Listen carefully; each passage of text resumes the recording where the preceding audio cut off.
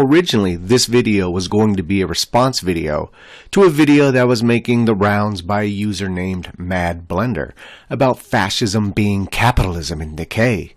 But 10 minutes into the video, and overwhelmed by so much baseless opinion and regurgitation of misnomers of fascism you learn in public school, I had the sudden urge to take the hater's advice and finally follow my leader. So I quickly turned off the video of a bougie neoliberal cosplaying a socialist and figured I would just help out and frame the argument myself by using what other internet leftists have said.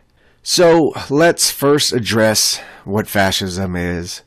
I hate that it's a topic that repeatedly comes up, but obviously there's so much ignorance on the topic. This is why, once again, you'll have people on the right accusing people on the left of being fascists. Leftists can't acknowledge their man Gentile because that would undermine their attempt to bind conservatism to fascism. Conservatism wants small government so that individual liberty can flourish. The left, like Gentile, wants the opposite, to place the resources of the individual and industry in the service of a centralized state. To acknowledge Gentile is to acknowledge that fascism bears a deep kinship to the ideology of today's left. And vice versa. I'll ask you about different leaders. Is Pinochet a fascist? No, Pinochet's not a fascist, no. Okay. What about in Singapore? I've heard people say that Lee Kuan Yew is a fascist. Is he a fascist? No, I wouldn't call him a fascist. There's to both these people, there is third position elements to their political philosophy. But yeah, no, I wouldn't say he was a third positionist in itself. Now, what about Bolsonaro in Brazil? Is he a fascist? No. Yeah, he's like a Trump. No, that's, yeah. Okay. Interesting. I'm curious. Now, what about Rios Montt in Guatemala? Was he a fascist? I'm not familiar with him, so I couldn't tell you, yeah. Okay. What about the current president in Bolivia who was just installed by the United States? Is she a fascist? No, she's not a fascist. Not at all. Okay, so who in the world would you consider to be fascist? Today? Nobody. Me. Okay. I mean, it's... Okay. When in reality, anyone who is actually a fascist is not going to shirk away from the title.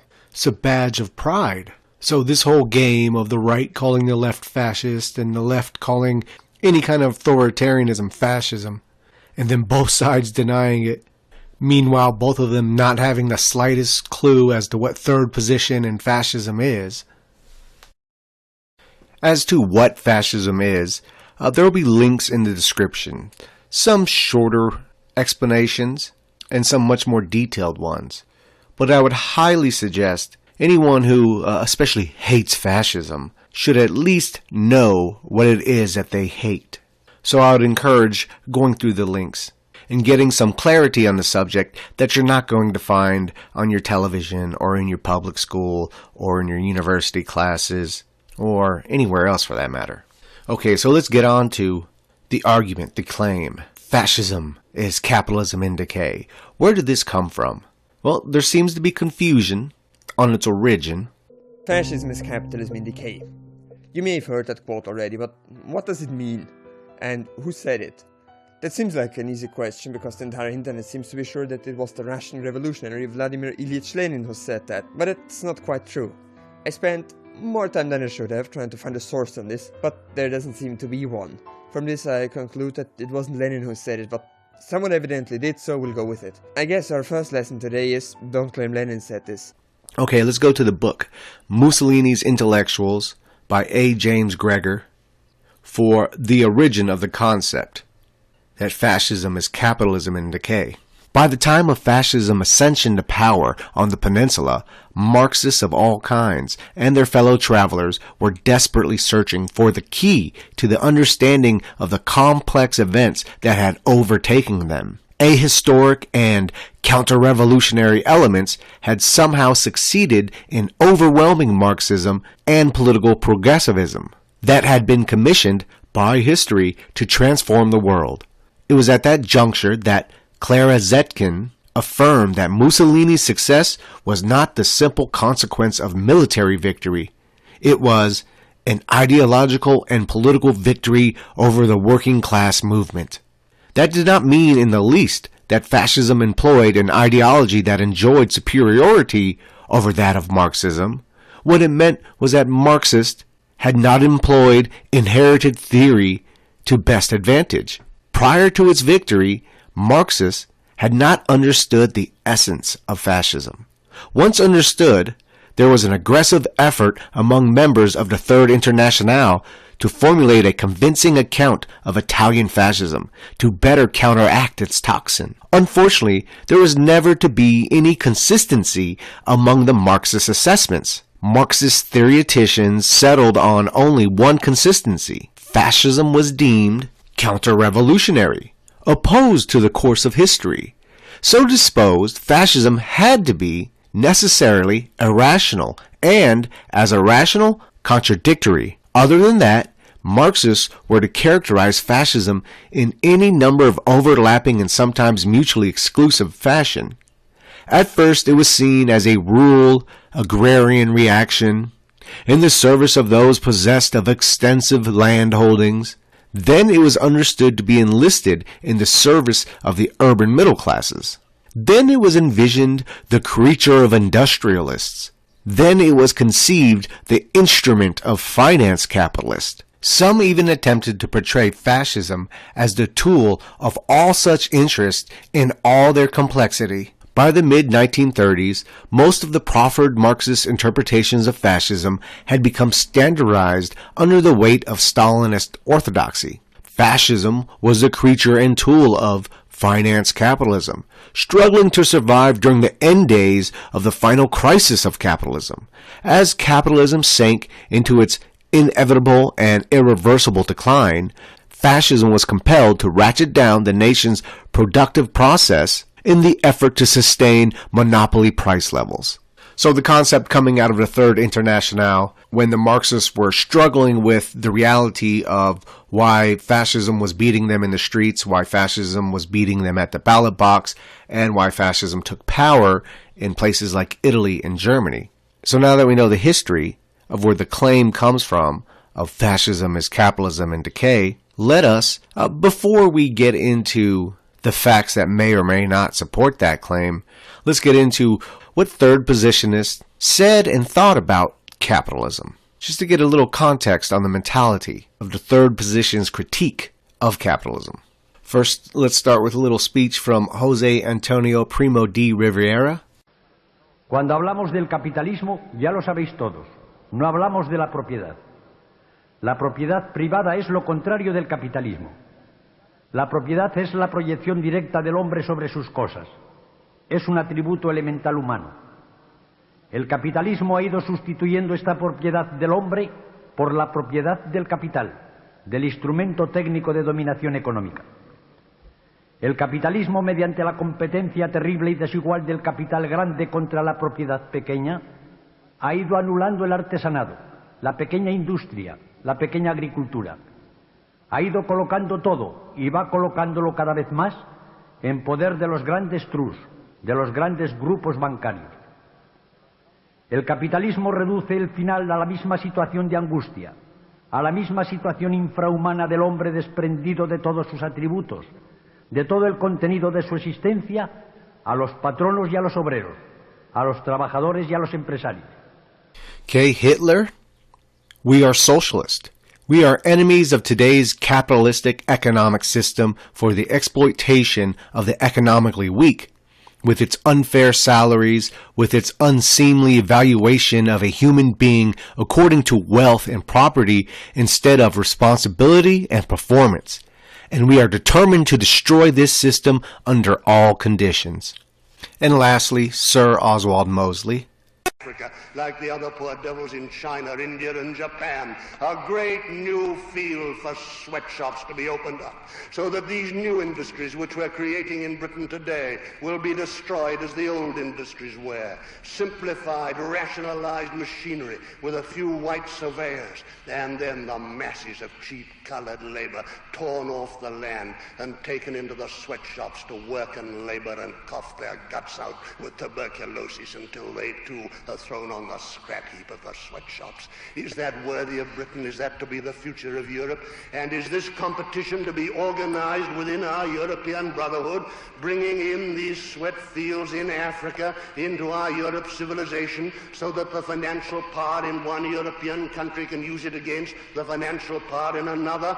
All the great financial central power of the world, now shifted from the city of London to Wall Street, New York, shall be able, on the mass of money, of wealth, and of power which it brings to it, again and again to exert its influence in politics, until, as you see today, it is childish nonsense to say that a British government rules Britain. It's nothing to do with British government or the British people. The government of the world is the financial government, the power of money and of money alone. Okay, so the sentiment is obvious. Third position is anti-capitalism, and it's also anti-communism, hence the third position. So let's get into some of the historical reality and address the claims. Now, one of the main claims put forth by,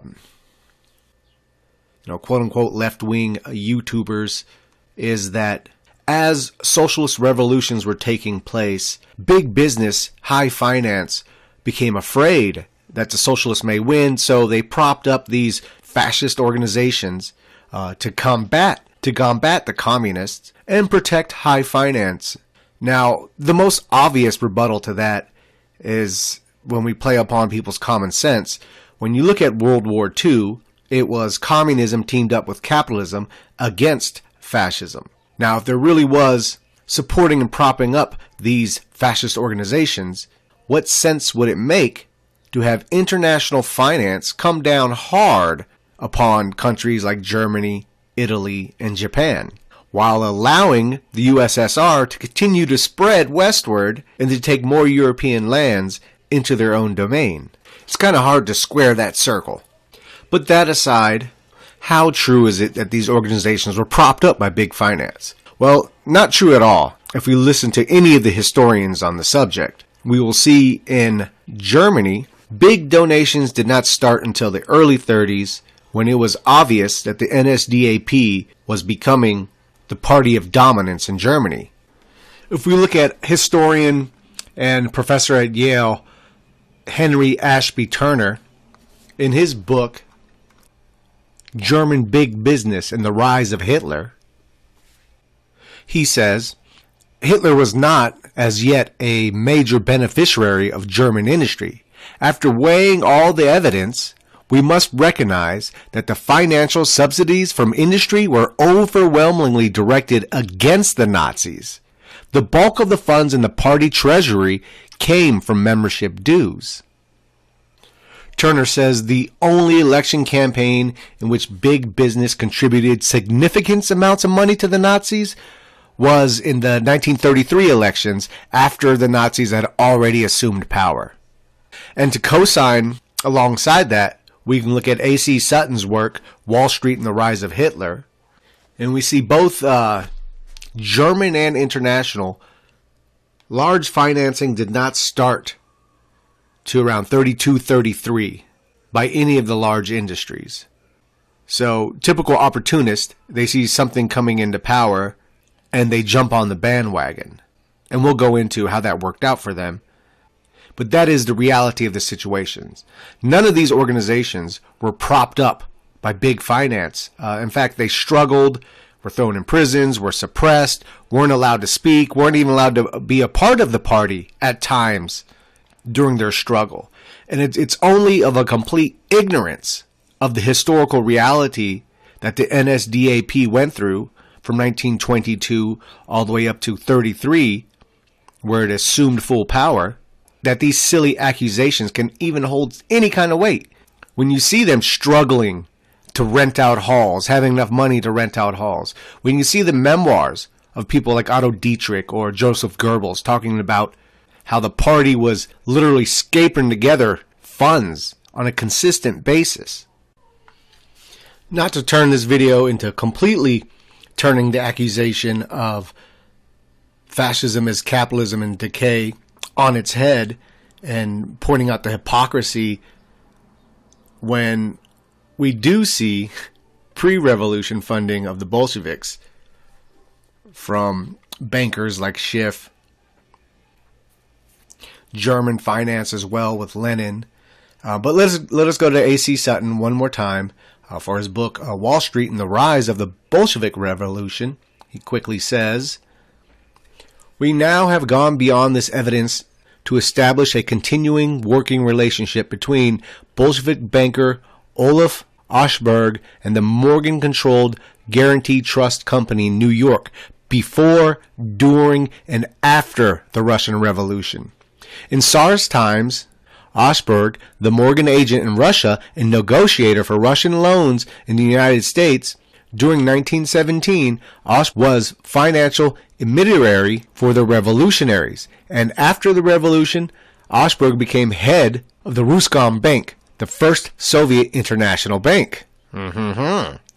While Max May, a vice president of the Morgan-controlled Guarantee Trust, became director and chief of the Ruscom Bank Foreign Department.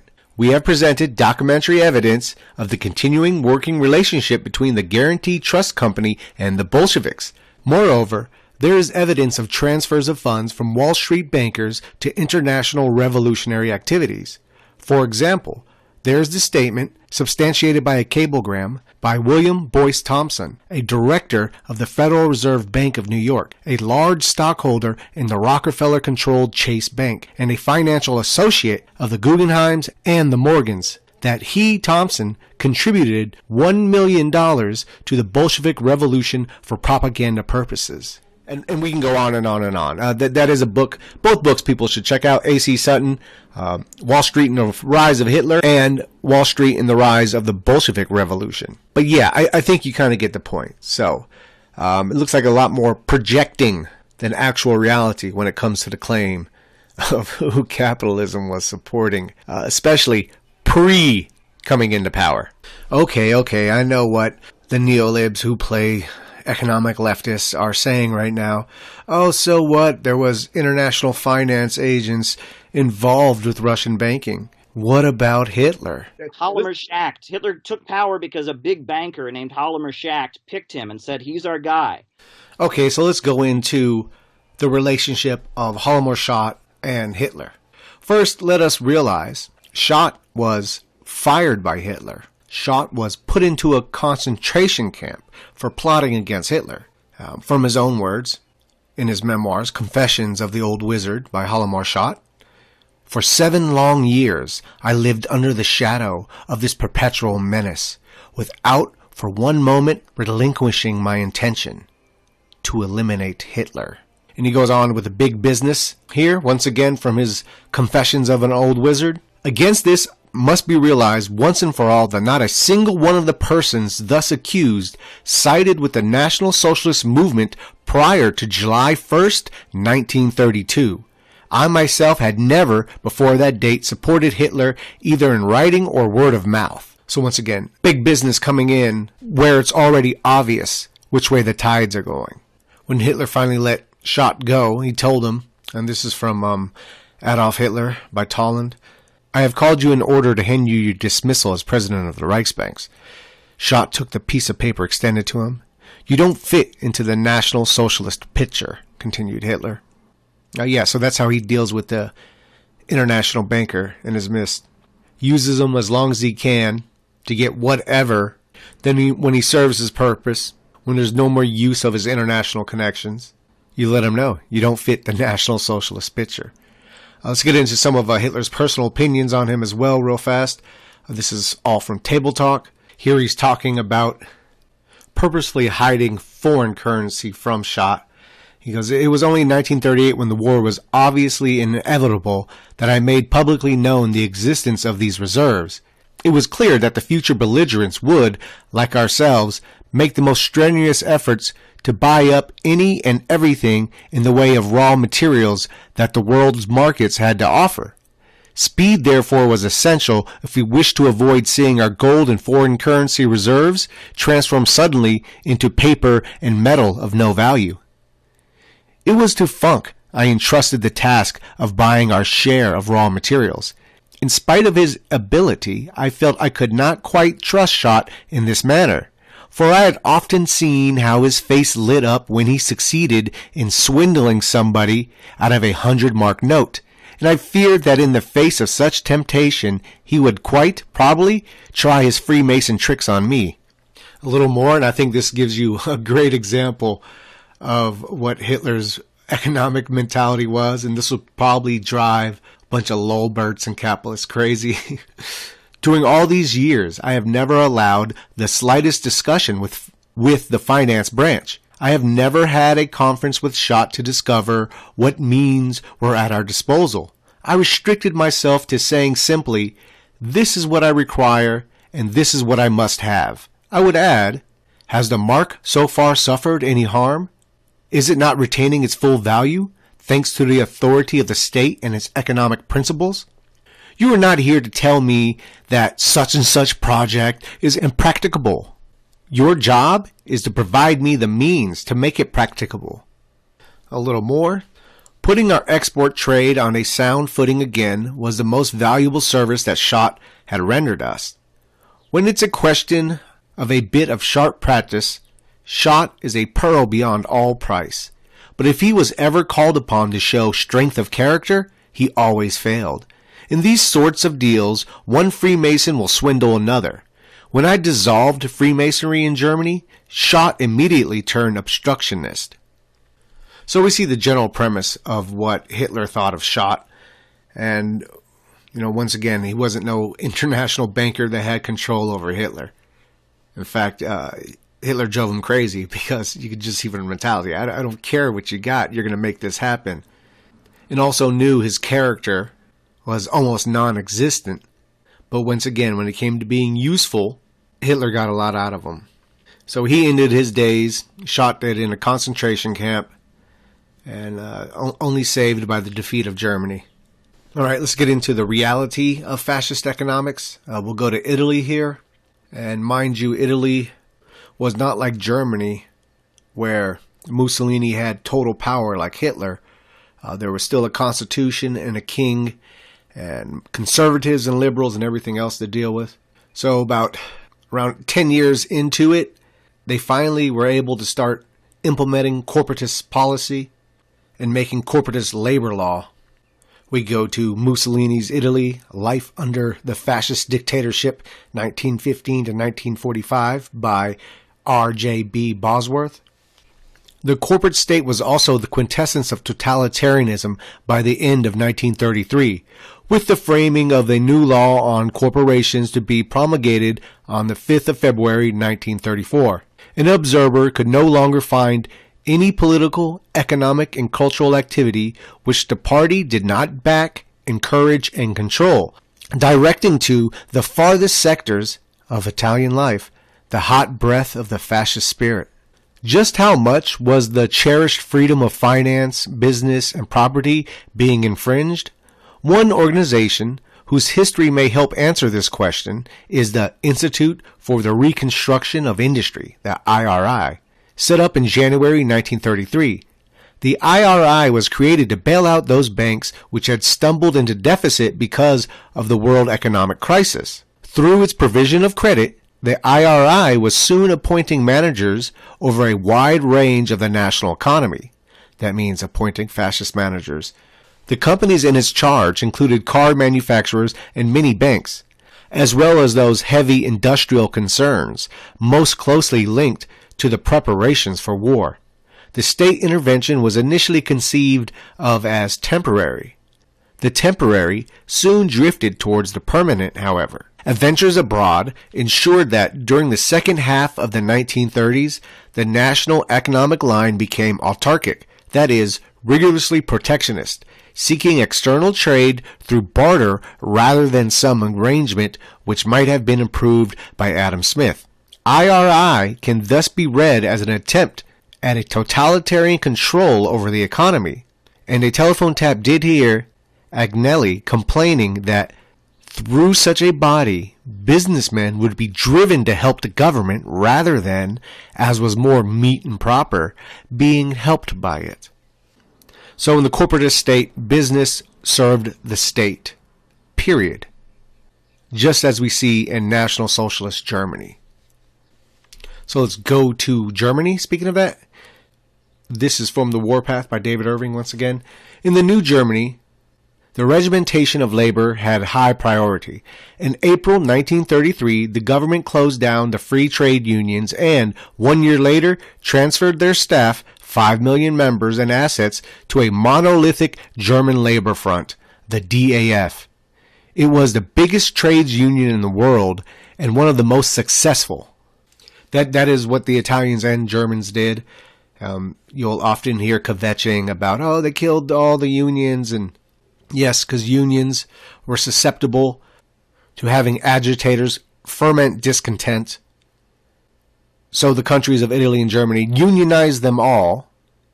And in Italy under corporatism, any disputes were handled in a meeting between a representative of the employees, a representative of the employers, and a representative of the state. And what was fair was decided upon, and the people moved forward. In Germany, opportunities that never existed for working people under any society was being made in abundance. We'll get into that. And as far as nationalizing the unions, you know who does that today? China. Yeah, that's right. All right, let's continue on. Dr. Robert Ley, the stuttering, thick-set party official who controlled the DAF for the next 12 years, certainly deserves a better appraisal from history. A former Great War pilot, he had been lured by a 1925 Hitler speech into resigning a well-paid job as an IG Farben chemist and worked solely for Hitler's cause. In November 1932, Hitler appointed Ley the party's Reich organization's leader. The DAF eventually embraced 30 million members, of whom all but 6 million collective members joined voluntarily. The union regularly received 95% of the subscription dues, an unparalleled expression of the German workers' confidence in the DAF. With this vast wealth, the DAF built for them holiday cruise vessels, housing, shops, hotels, convalescent homes. It financed the Volkswagen factory, Vulcan shipyards, factories in the food industries, and the Bank of German Labor. Oh, this is a little add-on here, a little mentality from Hitler. Hitler's first power base in 1933 was therefore the workers. No history can safely overlook this fact. Among the papers of Walther Heuel, the 19-year-old student who shared Hitler's Landsberg imprisonment, he found this doctrine written in Hitler's own spiky hand. They must learn to respect each other and be respected again. The intellectual must respect the manual laborer and vice versa. Neither can exist without the other. From them, both will emerge the new man, the man of the coming Reich. Adolf Hitler, Landsberg, December 18th, 1924. Let's go to the biography on Adolf Hitler by John Tolland. Late that November, 39 prominent businessmen signed a letter petitioning Hindenburg to appoint Hitler Chancellor of Germany. These pragmatic men were placing a bet on the NSDAP. They were confident Hitler's socialism was a fraud and that once in power, he would be a tool of capitalism. So let's jump to my video on the Nazi economy, which for some reason you can't put a video fully focused on the Nazi economy to explain it on YouTube. So link in the description to the full video on BitChute. But we'll go to a piece of it here. Let's see how that turned out when they thought he would be a tool of capitalism. And all the quotes used in this section of the video from the Nazi economy are taken from the book Wages of Destruction by Adam Tooze. All right, let's go a little bit into how big business fared in Hitler's Germany. Often a slander is fascism is capitalism in decay, or that fascism is authoritarian capitalism. Both are completely ridiculous statements. And let's look at the context and the reality of big business in Hitler's Germany. So continuing from the Wages of Destruction. On Monday, 20th of February, 1933 at 6 p.m., a group of about 25 businessmen were summoned to attend a private meeting in the villa of Hermann Göring, now acting as president of the Reichstag, and at which Hitler, the Reichschancellor, was to explain his policies. So you get 25 of the bigwigs of Germany all gathered there. Hitler did not take questions from his audience. Believe me, no one was telling him to hurry it up.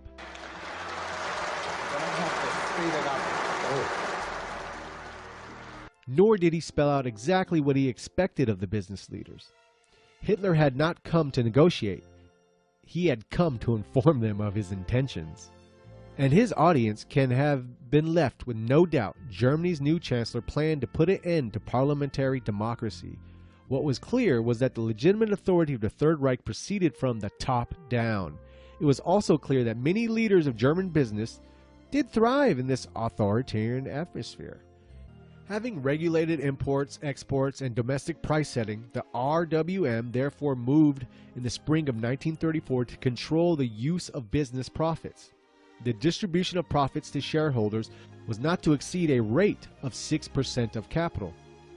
Industrial investment would be funded out by the profits not distributed to the shareholders. So they invest back into their own company instead of just paying off CEOs. Accesses by corporate borrowers to the long-term capital market, replenished out of household savings, flourished through the banks. Saving banks and insurance funds would be restricted, reserving these funds for use by the state. For the first time, the Reichsbanks was given the power to define basic reserve requirements and to fully regulate the deployment of private banking assets. The great banks in Berlin were thus saved from nationalization. The evidence suggests, however, that they never really recovered from the damage done to them by the financial crisis of 1931. In a purely commercial terms, the Berlin great banks were among the chief losers of the Nazi economic recovery. Between 1932 and 1939, in which period German output more than doubled, the total assets of Berlin's great banks rose by only 15%. By contrast, the assets of savings banks, were the main vehicle for what one might call the popular liquidity, rose by 102% over the same period. At the same time, the international business of the great banks was sharply curtailed by the collapse of Germany's foreign trade. But contrary to the view that the great banks were the ultimate string pullers of National Socialism, it is hard to think of any other period in modern German history in which these institutions had less influence than in the period between 1933 and 1945. So the big banks definitely weren't too happy with the National Socialist system. All right, let's wrap it up, at least on the topic on the reality of the fascist economies, whether they were serving business or whether business was serving them. We'll try not to be too autistic and keep this going too much longer because it's a bit redundant. So, from the biography on Adolf Hitler by John Tolland, working conditions were improved with more windows, less crowding, and better washrooms, under the slogan, beautification in every place. All offices and workrooms were kept clean and neat. There were abundant flowers, so that those who labored could also enjoy their surroundings. Such gains were not illusory. Never before had the worker enjoyed such privileges. Strength Through Joy program, initiated by Robert Lay's Labor Front, provided subsidized concerts, theater performances, exhibitions, dances, films, and adult education courses for workers. The most revolutionary project was the subsidized tourism. The humblest laborer and his family could now travel abroad, luxury liners, for undreamed of holidays. The worker sees that we are serious about raising his social position, said Lay. He sees that it is not the so-called educated classes whom we send out as representatives of the new Germany, but himself, the German worker, whom we show to the world. Single-class ships were constructed with employers and white-collar personnel placed on an equal basis with the workers. The spirit of social democracy was what Hitler meant when he told the Reichstag on January 30th, a radical transformation has taken place and has produced results which are democratic in the highest sense of the word, if democracy has a meaning at all. The spirit of equality was even felt in the armed forces. There was far more camaraderie than formerly between officers and enlisted men in regular service, and the elite SS units were models of democracy. Here there was no differentiation between ranks, but a brotherly spirit of all for one and one for all that would have been frowned upon by most British and American officers.